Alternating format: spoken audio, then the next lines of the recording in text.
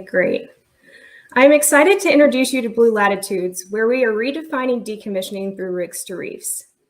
There are over 12,000 offshore oil and gas platforms found throughout the world's ocean, and many of these will be completely removed through decommissioning.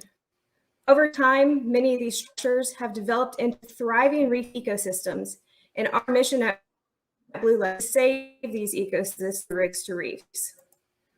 Rigs to reefs is an alternative to complete removal, where a portion of the platform is preserved in order to maintain habitat that can support more than 14,000 fish, results in a 40 to 50% reduction in greenhouse gas emissions versus complete removal, and provides a benefit to both the environment and the operator through a 50% cost savings that is split between a conservation fund and the operating company. From California to Malaysia, we are working with various groups on over 30 rigs to reef projects for the benefit of the environment and the local industries and communities. My name is Amy Everett, and I'm the marine scientist for Blue Latitudes. Blue Latitudes is a marine environmental consulting firm that specializes in finding silver linings in our oceans at the intersection of industry and the environment, providing unbiased and objective science to our clients. We conduct assessments and data-driven scenario planning using our research-based insights, technical tools, and industry expertise to assess the viability of reefing a platform on a case-by-case basis. To do this, Blue Latitudes developed a spatial planning tool that allows both operators and regulators to predict the suitability of a particular platform structure as a reef habitat relative to the other habitats in that region, identifying the best candidates for rigs to reefs.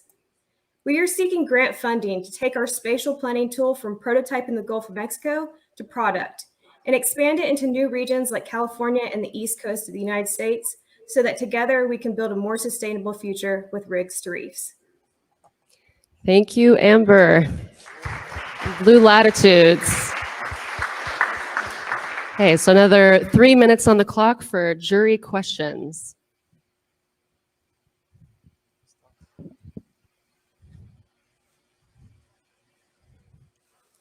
All questions are welcome. I can go again. Yeah. Thank you very much for your pitch. And my question is to understand who are your clients really concretely? We work with offshore energy operators as well as governments and regulatory agencies as our primary clients.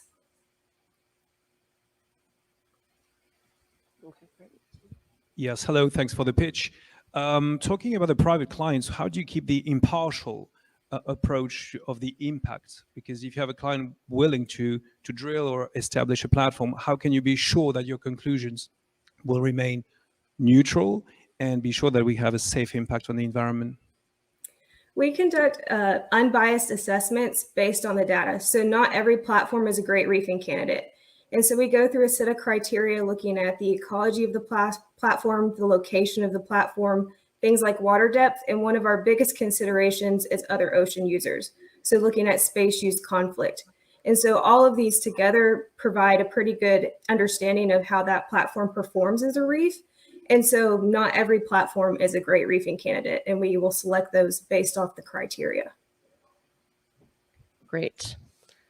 Any more questions? Yeah, thank you very much. I was wondering, how do you manage the relationship with fishermen and fisheries? And also, if I may, second question, do you have feedback like on the long-term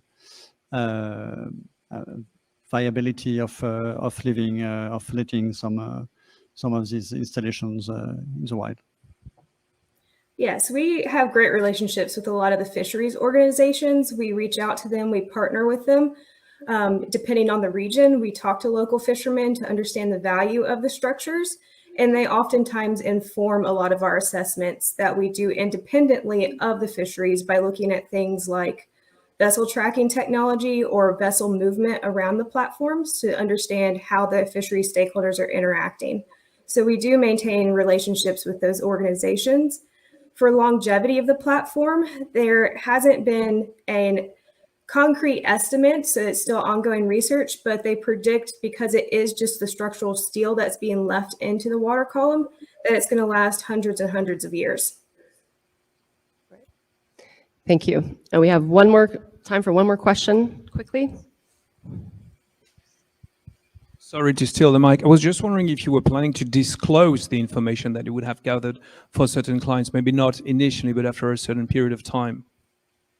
Yeah, so sometimes our work actually ends up, we'll put it into a publication. So there's been a lot of research on platform ecology that has been published, and then working with our operators, if we find interesting findings that would add to the literature, we often get approval to go ahead and publish that literature. Wonderful. We'll give it up for BlueLatitudes. Thank you.